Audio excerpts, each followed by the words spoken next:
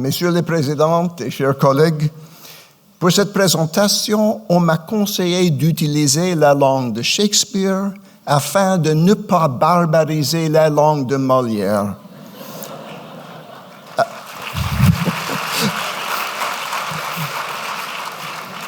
Alors, je vais continuer en anglais. First, to say thank you for the opportunity to share some ideas with you today and for giving me the easy job of using my native language while you do the hard work of participating in a second or third or fourth language.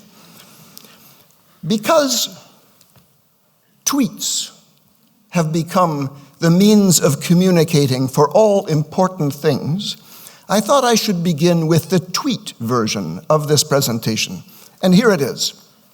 In improving animal welfare, we have paid a lot of attention to facilities and not enough attention to people. And to discuss the tweet, I wanted to talk about two models of social change that happened during the 19th century, during the same period of time, and that I feel have major implications for animal welfare today. On the left is a picture, we'll come to the right-hand side later. On the left, we see a picture from a textile factory during the Industrial Revolution, at a time when women and children were still working in factories, often under conditions we would today consider highly dangerous and unhealthy, and for lengths of time we would consider inhumane. This led to a social reform movement to improve the welfare of workers. And as one example of the reformers' attitudes, in 1833, when the British Parliament was debating new legislation to protect worker welfare, one reformer wrote about the children working in factories. Drowsy and exhausted, the poor creatures fall too often among the machinery, which is not in many instances sufficiently sheathed, when their muscles are lacerated, their bones broken, or their limbs torn off.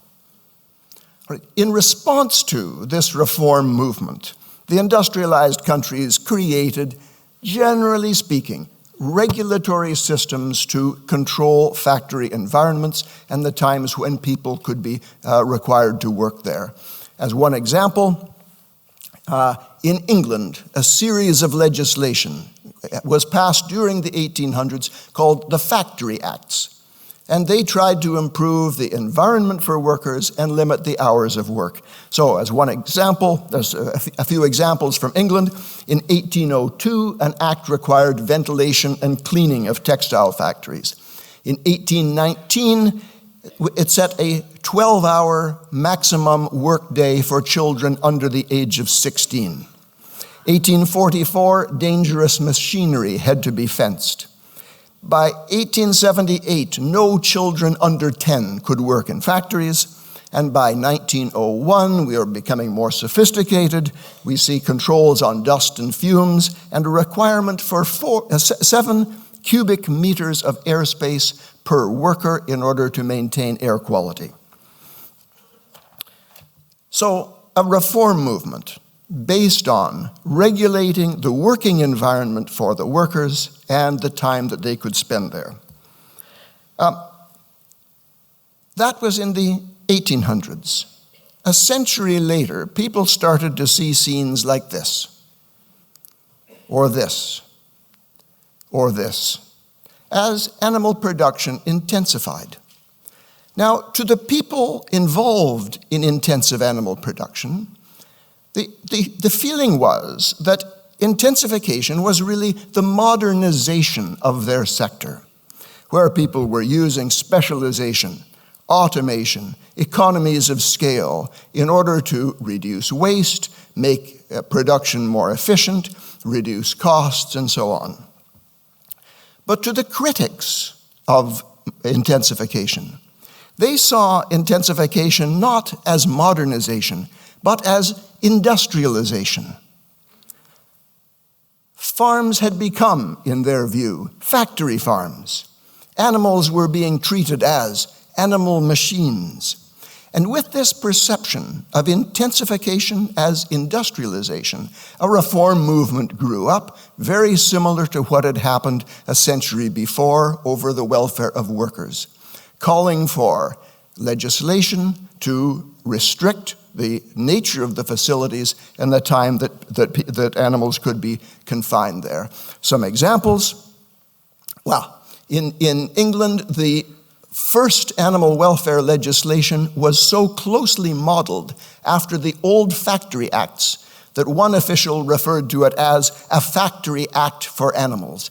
And again, the emphasis was on facilities. So, for example, 1988, hens in the UK had to have 450 square centimeters of floor space, rising in 2003 to 550 square centimeters throughout the European Union, and then by 2012, 750 square centimeters, plus a perch, nest box, and litter. As in the old Factory Acts, there was emphasis on air quality. So, for example, since 2010, broiler chickens in Europe have to have ammonia levels less than 20 parts per million. And roughly similar to restrictions on hours of work, we see restrictions on time of confinement. For example, in 1988, dairy cows had to be outside, could not be permanently indoors during the summer months in Sweden. So, the response to concern over the welfare of animals closely followed the response to concern over the welfare of workers in factories, largely by regulating the environment and time of confinement. But is this approach working to safeguard animal welfare? Well, some elements of it almost certainly are. So with broiler chickens, for example, we know from experimental work that if ammonia level rises above about 25 parts per million, we see an increase in mortality rate, problems in eyes and respiratory system, and so on. So a limit on the ammonia level in the air would almost certainly be beneficial. And for laying hens, we know from research that the hens are motivated to obtain litter, a perch for resting, a nest box for laying. So, other things being equal, facilities that allow these features should improve animal welfare. But over the past 10 years, a new body of research on animal welfare benchmarking, so measuring animal welfare outcomes and comparing different farms. This has produced a set of data that are giving us a very different picture. It started with a study of broiler chickens in the United Kingdom done by Marion Dawkins and co-workers, which monitored a number of very basic welfare outcomes: death rate, lameness, leg lesions, foot lesions, and so on. It was actually a huge experiment in space allowance because they had 10 different companies operating 114 flocks, and each company agreed to house some flocks at each of 5 different levels of space allowance. The results showed that space allowance did have an effect on some of the variables, but the really large differences were not between different space levels, but between different companies. So, for example, death rate in the best company was 1.4% mortality. The worst, 14% mortality. Lameness, 0% of birds lame in the best company, 90% lame in the worst. Leg lesions, 0 to 80%. Foot lesions, 0 to 88%. This was followed by a study of 149 flocks looking at moderate and severe foot lesions, which ranged from 0 in the best flock to 72% in the worst. And a study of lameness on 176 flocks, ranging from 0 lame in the best flock to 84% lame in the worst. Just to convince you that this is not only a poultry problem, let me give an example from another species. Some of my colleagues in Vancouver have done a study of benchmarking welfare outcomes in dairy farms, all using this kind of open freestall system. They found that in 121 farms, lameness ranged from 5% in the best farm to 85% in the worst. Then a study in the United States with 50 farms, lame and severely lame, ranging from 3 to 57%. A study in the UK, 205 farms, lame and severely lame, ranging from 0 to 79%. It would be very tempting for me to spend the rest of my time traumatizing you and boring you with table after table of data, showing that these huge variations in welfare outcomes apply to different species, different welfare measures, different environments, and so on. But all of those data can be summed up so simply that it also can be said in a tweet. In fact, all great science can be said in tweets. The world is round. The planets orbit the sun. Life evolves. Groundbreaking scientific tweets. So here's my tweet for all those data, not nearly as elegant as those others. That very different welfare outcomes occur in the same type of environment. And why is this? Well, the answer is almost certainly that the environment is not the only determinant, maybe not the major determinant of welfare outcomes. So here we see that intensification is not the same as industrialization. In factories where the workers are spending only part of their time, regulating the environment and limiting exposure times may be a satisfactory way of overcoming the welfare problems that are created. But in intensive animal production, where the animals are constantly under human care, surely the behavior, conscientiousness, etc., of the people providing that care must also be a major determinant of animal welfare outcomes. So, leading me to this human dimension of animal welfare. But what is involved here? Well, you are all animal people. So let me ask you right now, mentally, to make a quick list of the things you consider important in people, human behavior, that influence welfare outcomes. I will then give my reading of the research, and at the end, if I have missed something on your list, this will be a wonderful topic for discussion. I think the first and obvious thing is knowledge and dedication. If we think of this kind of environment, imagine all the things that need to be noticed and conscientiously attended to in order to achieve good welfare outcomes here. So, temperature, humidity, litter quality, dust, ammonia, biosecurity, parasites, nutrition, and on and on. So if we have people who are knowledgeable about the importance of these factors and conscientious enough to manage them carefully, we can imagine the importance this has for welfare outcomes. So the difference between a good welfare outcome and a bad welfare outcome may be having the staff with that kind of knowledge and dedication. I think a second element is consistency. In the study by Marion Dawkins, some of the flocks were tended by only 1 or 2 people all the time. Others were tended by a rotating group of up to 5 different individuals. Which do you think had the better welfare outcomes? Well, the study showed that the flocks that were attended by only 1 or 2 people consistently, rather than a rotating group of different people, had some,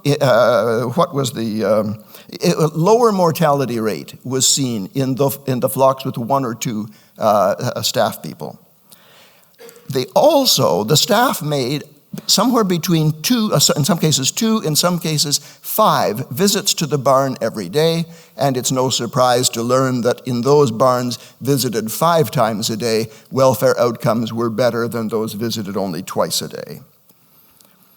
This kind of result, that it is good to have consistent staff and paying a high level of attention to animals, comes up all the time. And I brought a particularly exotic example from this species, clouded leopards, a study of 72 of these animals in 12 different zoos, which were clearly variable in the level of nervousness and the physiological indicators of stress.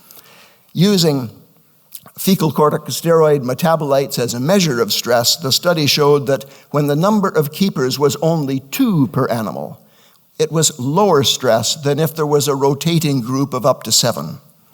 And in those cases where the keepers spent a lot of time in contact with the animals, level of stress was lower than in those cases where they spent a minimal amount of time. This was actually counterintuitive to some people in the zoo environment who thought these are wild animals, we should have as little contact as possible, and the results showed just the opposite.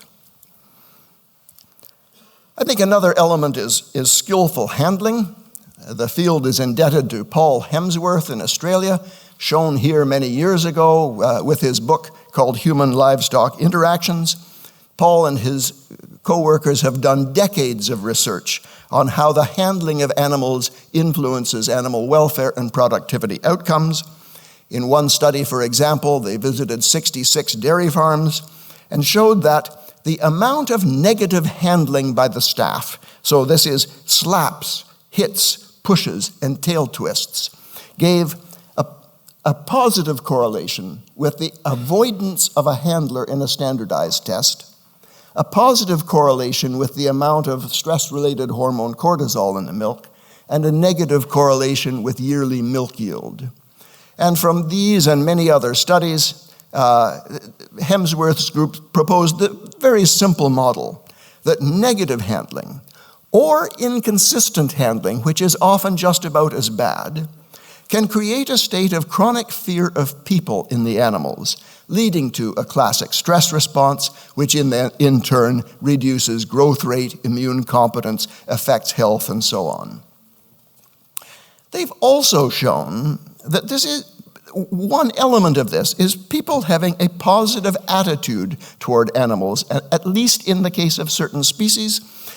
In one of their studies, they used a questionnaire to separate those people who described dairy cows as stimulating, entertaining, and intelligent, versus those who described them in negative terms like noisy, smelly, and ugly.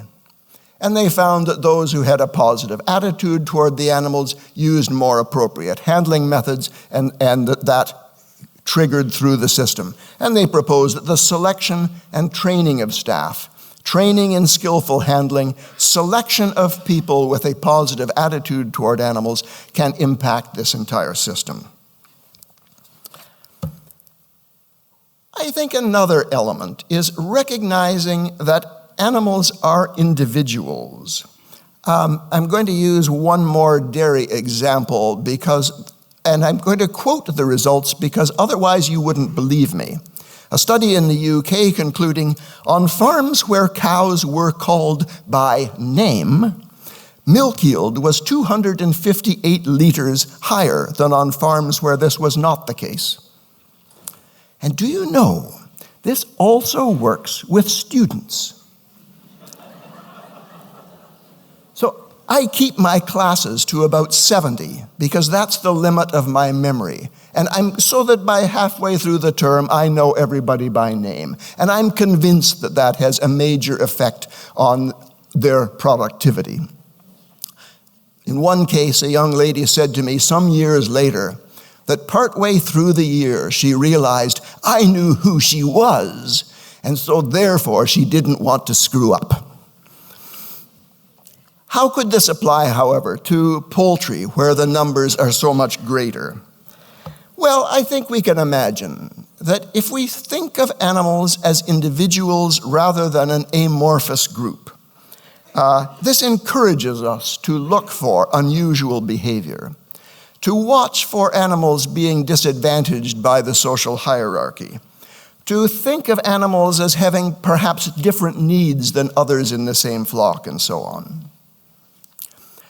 Another thing I see emerging is the idea that the animals and the environment and the people combine to create a culture of care on a farm that can range from very good to very poor.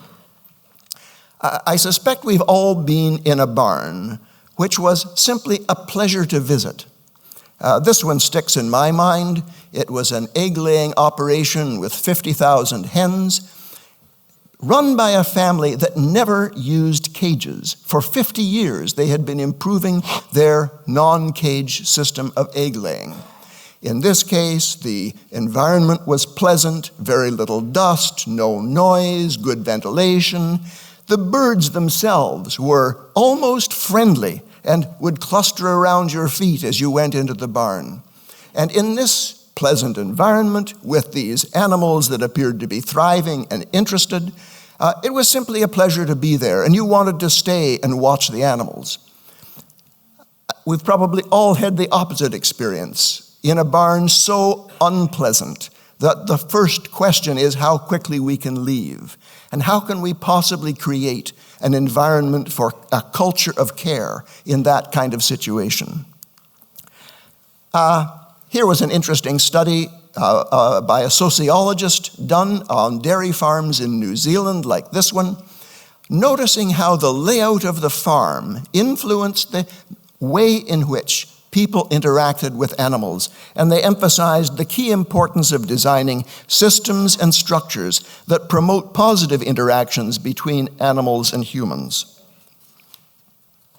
I think this illustrates how animal welfare is often the complex outcome of the animals, the environment, and the people, including how the environment influences the interaction between people and animals. And one more element of this human dimension, I believe, is attending to human well-being. One example is neglect of animals, which is the most common reason for cruelty charges where farm animals are involved. And research now indicates that many of these cases are related to the health and mental health of the farmer.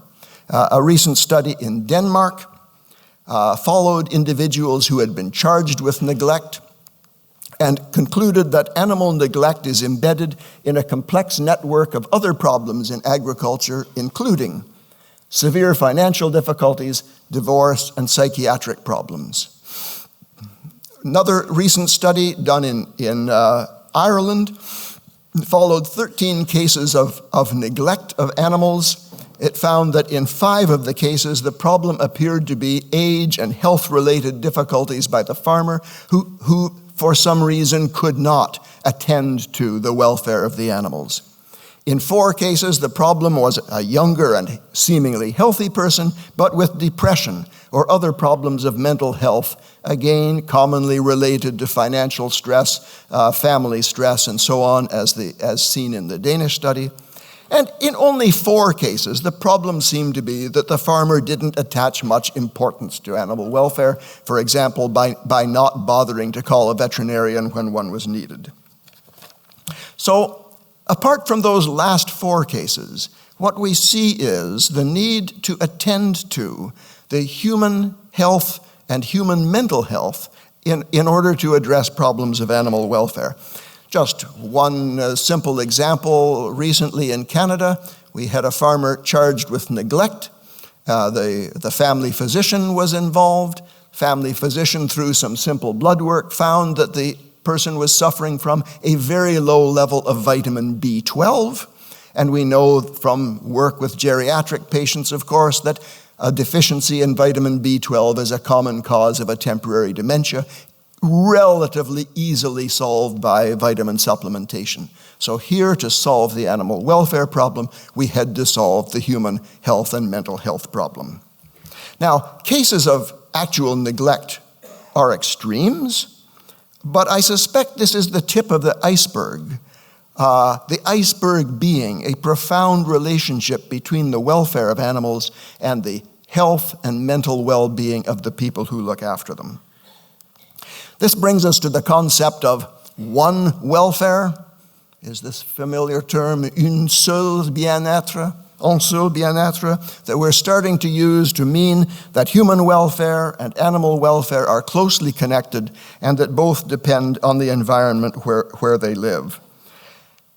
We're finally starting to see some research and social programs in this area of one welfare. As one example, a study in the Canadian province of Quebec found that farmers had a higher level of suicide and a much higher level of work-related stress than the general population. A response by the farmer organization, Union de Producteurs Agricoles, has been to create a system of mental health sentinels. These are 600 individuals who visit many farms. They may be veterinarians, feed salespersons, and so on. They receive 1 day of training, which is enough that they can recognize incipient signs of possible suicide or deteriorating mental health and know how to make referrals. I think that the take-home message is that paying attention to the health and mental health of the people who work with animals is an integral part of our animal welfare system. So, there is my list of the human dimension of animal welfare, and if there's something in your mental list that I haven't covered, please raise it as soon as we come to the questions. I spoke at the beginning about two models of change.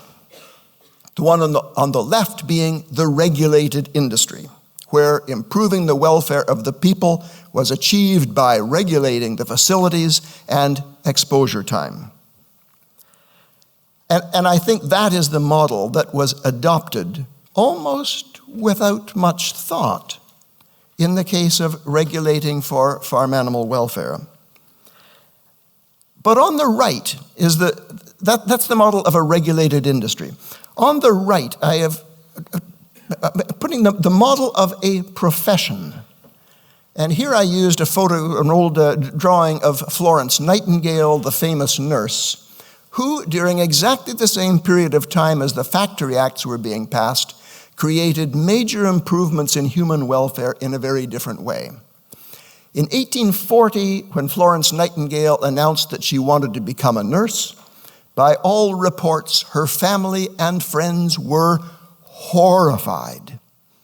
Being a nurse at that time was a low-status, untrained occupation, barely better than prostitution. Florence Nightingale recognized the challenge. In 1860, she created the first school of nursing to increase the competence and respect that nurses received, and by the end of the century, the registered nurse was being recognized as a respected profession in many countries of the world.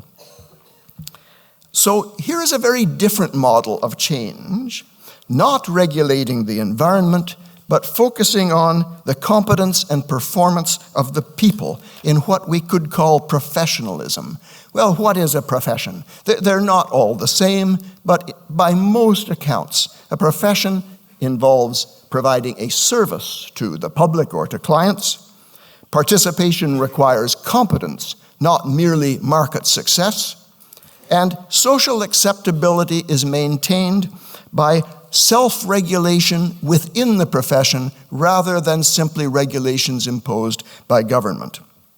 So given these features, could animal producers reshape their occupation to be more like a profession that is trusted and less like an industry that people want to regulate? Well, of course, animal production provides a service, just as human healthcare provides a service. There is also a high level of competence that we see in many animal producers. Unlike Florence Nightingale at the start of nursing, we already have sophisticated programs of training and education, and stellar examples of highly competent, highly performing producers. The problem is that when we go to the benchmarking data, we see that the outcomes are extremely variable. There is a high level of competence. There are also low levels of competence. Self-regulation. I think this is the sticking point. What is largely missing is a self-regulatory system whereby producers set standards and then require their colleagues to live up to those standards. But we're starting to see some steps in this direction. So in Canada, we have almost no regulations protecting farm animal welfare, but instead, I think we are in the early stages of an emerging self-regulatory system. Don't let me overstate this, it is just at the beginning. But we are seeing, for example, national codes that are developed by producers and others based on science, producer expertise, and with public input. We are seeing some producer-led inspection programs, and we are seeing some producer-led correction activities when, for example, producers take the lead in correcting the actions of another producer who has shipped animals inappropriately to market.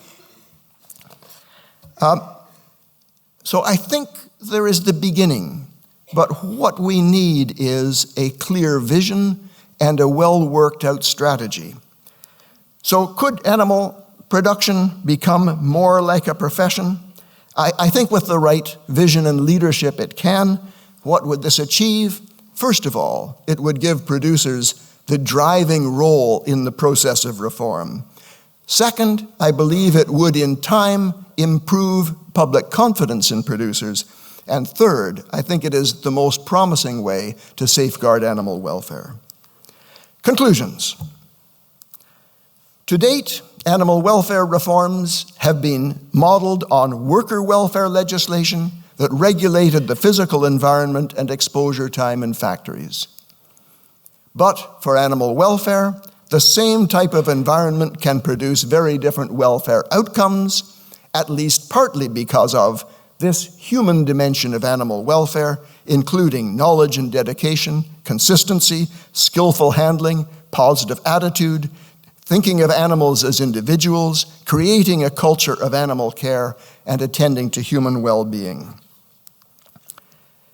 And I believe that shifting to a professional model focused on this human dimension is the next step in improving animal welfare.